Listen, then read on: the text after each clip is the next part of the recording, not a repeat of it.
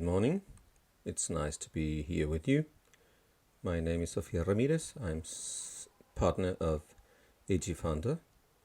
It's an investment fund of risks based in San Francisco, and I will let you know about that first. I want to show you these three companies to let you know the craze about the world of technologies and agriculture and food. So the first company, Rappi, you all know them when you want some delivery at home with the app, and Notco and Fazenda Futuro. It's a company similar to Notco but based in Brazil. These three companies within 1 month had an investment of $400 million in September last year, which is similar to the whole amount in Latin America in 2017. So within 1 month, three companies had the same than a whole year. And that is a rapid growth in this area. And what we want to discuss is how these movements are affecting and changing all what we receive as providers, and also in agriculture, how agriculture is being affected positively by these strengths in the food tech world that is also in the app tech world. So let's start with AG Founder, who we are. AG Funder is the second most active fund in agri-food tech. I'm a partner based in San Francisco. Before AG Funder, I was in another company providing technology for fruit conservation, and that was interesting because I had to start here very quickly. We grew up in 14, 15 countries, and I could see from the point of view of technology how agri-food tech was changing. And then I was in San Francisco. I started working for AG Funder, and I could see this movement, how technology is impacted in an area that for us is like natural for all of us.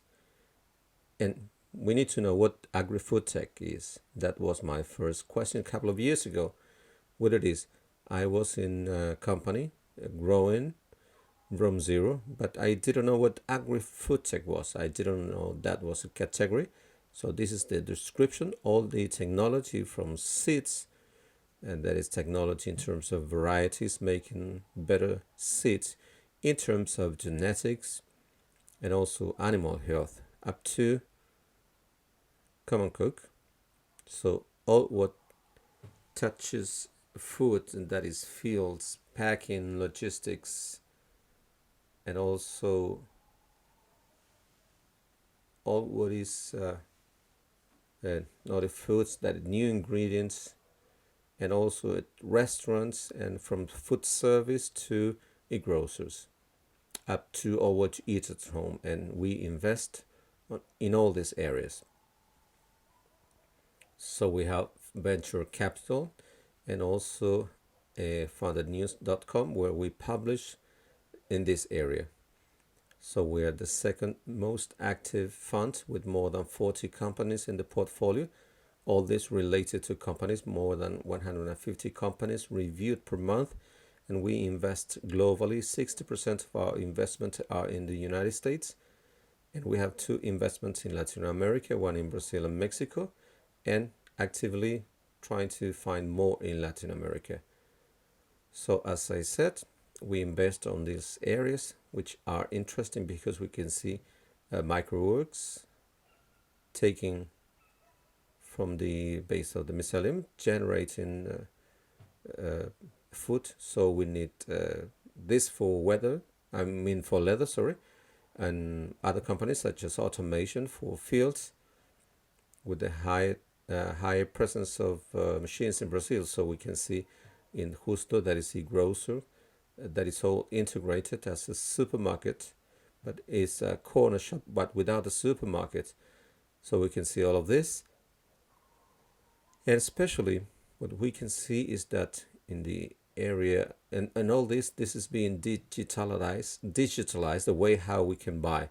For instance, many of you have that sensation that before we could use once in a blue moon, the corner shop. Now we can use it very often, especially during the quarantine.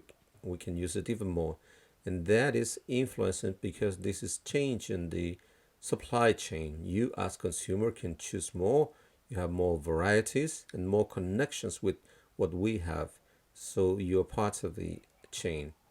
So going back here, we have a general fund investing on everything and two specific funds, one impact in Singapore and the other one specifically for alternative proteins, how we eat without using animals. So let's go to the statistics. What is agri-food tech? This is the growth that I was talking about, where technology is impacting on agriculture and food. And if you can see in 2014, we invested 6.4 billions. So as an in perspective, otherwise it looks much more.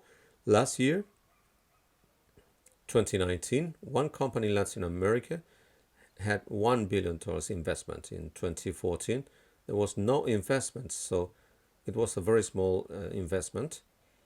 So if you can see this increase, it's a big tendency.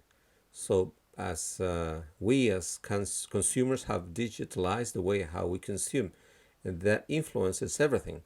And also we are closer in terms of digitalization of the fields. So here we have some tendencies of both sides pushing on this. But let's go to Latin America. In 2019, we invested 1.4 billion in this type of companies in Latin America, 32% of growth in investment. So we can see that this is aggressive with more investments because there is more requirement on the other hand as well, and 40% of more activity. So new technology is being born, and this perhaps you can see that as customers, producers, packers, importers, that every time more you can see more supplies offering different ways of managing, for instance, the fields, to count the fruit, manage the sorting processes, drying processes, planning as a forecast of production and demand, etc. Things that a couple of years ago was not present in Latin America because there weren't many companies offering that. Otherwise, it was an international company. So these basic changes, we can see the tendencies of the consumer with something fresh, with more proteins, functional, and very digital. And on the other hand, a system that needs to be digitalized. And in the area of demand, these three pillars, we could see them in the most developed markets, but now you can see that all over the world with different strength, but COVID has made it stronger. So we have this tendency that you can see more to go to the supermarket and to see the product and look at the tag and what it contains. So that makes a change. It's an incentive to put more natural products with names that don't look like chemicals. Second, that has to do with food drives in terms of moral, sustainable, nutritional, and idealistic, because this is cool, because it's cool to be sustainable. And in this sense, there is a sort of sense of belonging, and that also pushes, because it's not only food, but we're talking about belonging to this area, and also because food is similar to medicine.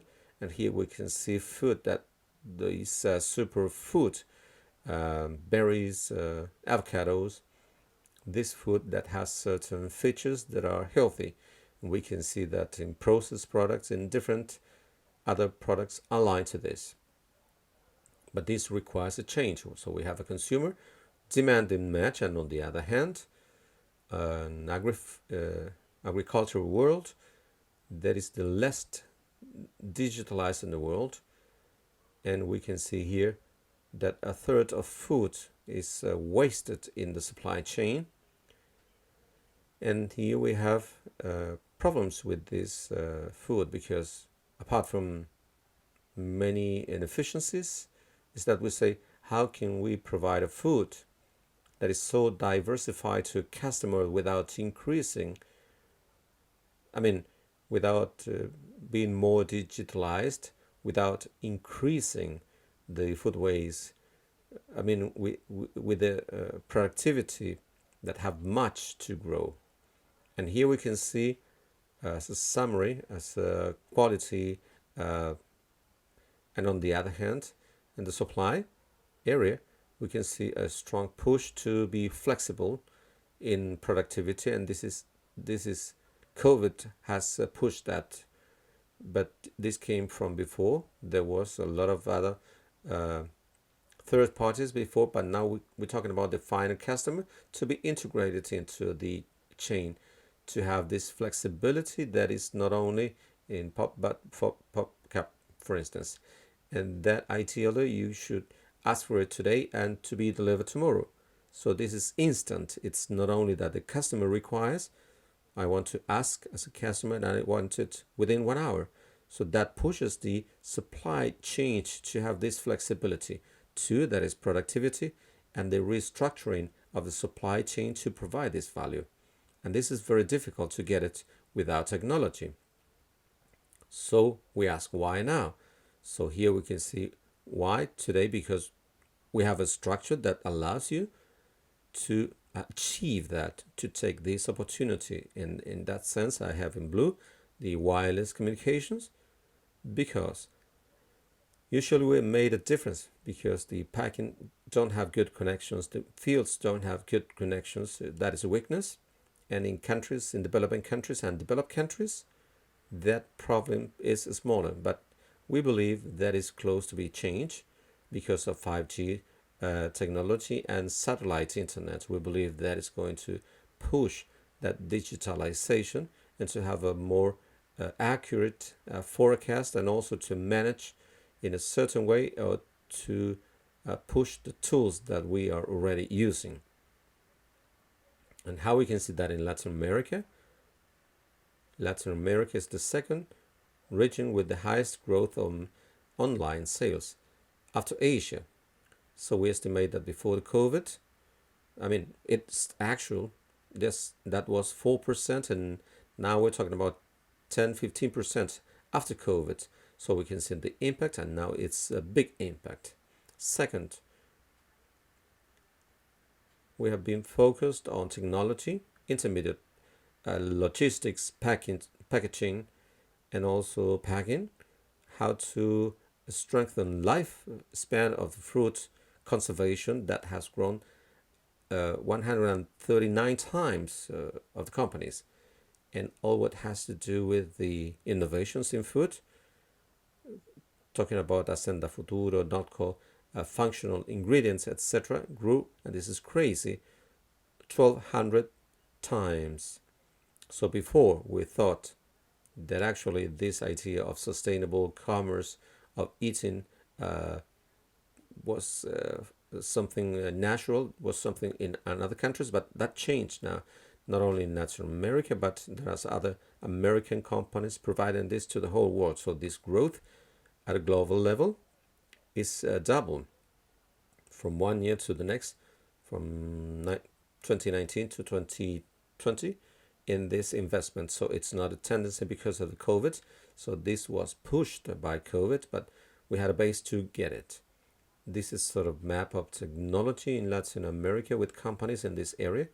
So this is well distributed. We have how to make, for instance, more effective risks, technology of irrigation, also those companies, and accurate farm management, and others such as for a better lifespan of the fruit, marketplaces, fintech, financing, etc. And then this is like a plane. So there are some things that are most affected and others that are below. So this has been a push up in terms of COVID, in terms of robotic, especially in the fields, all what robotics in the packing in the fields. And then second, all what it's midstream and logistics. This is a strong push. So if the customer wants something in 1 hour, that pushes all the logistics, flexibility, three, the food waste, how we can reduce what is wasted, and all what is in between, planning, forecast, dark kitchen or dark warehouses that are these smaller rooms, not these big warehouses where we have only one spot, but smaller warehouses around the cities. And this has made to have more solutions of distribution per cities, as these local distribution centers, very strong and very local, as we can see some channels of distribution. Groceries are strong in different cities. So it's not like just one, strong all over the world, but more localized in terms of distribution, because we privilege quickly flexibility, and also the brand. Feeling that I am part of a group. When I buy, for instance, Bradford Group, and I will show you that, it's like a box for food, vegetables and fruits that in other sense would go to waste. It's sold as imperfect food in a box that you can receive it, and you feel part of a movement because you are not trying to waste this food, and this is very strong. And grocery, biotech, etc., up and down. This is not a surprise for anyone in terms of technology in restaurants, sales points, and massive line, and also the artificial in IoT. I mean, mainly because there was a lot. So now we have this strong and very solid that raised capital, and now it is stronger than others. So there were others, many more smaller.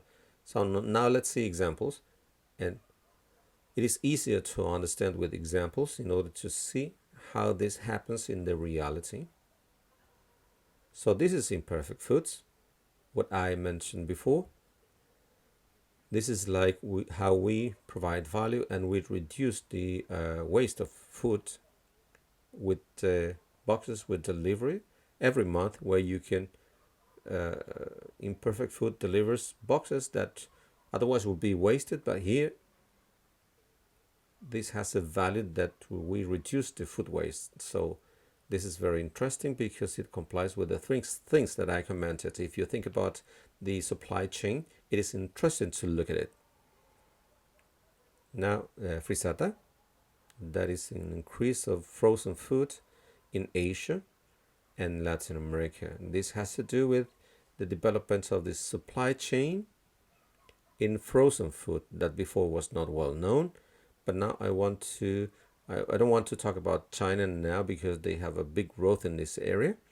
But that allows you the same thing, flexibility of frozen food that is growing very strongly, and the brands that before, the brands that we had, such as a Cuenta supermarket, for instance. But today these ones go directly to the preferred labels with the same brands to go to the final consumer who wants to be part of something. And today we can see that with the consumers that are more interested in the smaller brands with personality than those big brands, these huge brands. And then we have Justo. This is a small company we invest on. This is the one I commented. This is a grocery that is integrated from the producer to the customer without using any supermarket. When you ask for a corner shop goes to the cart or within the supermarket, but not here. Here we consolidate in small warehouses, buying directly. So shortening the chain, that we can see that most usually. Now the supply chain, phylogen, this has to do with the food safety. every area in the world has a sort of a brand, a microbiotic brand. So what we do is that they take at the arrival of the food and the product they manage, they take a sample and they can check all the food safety based on the global map.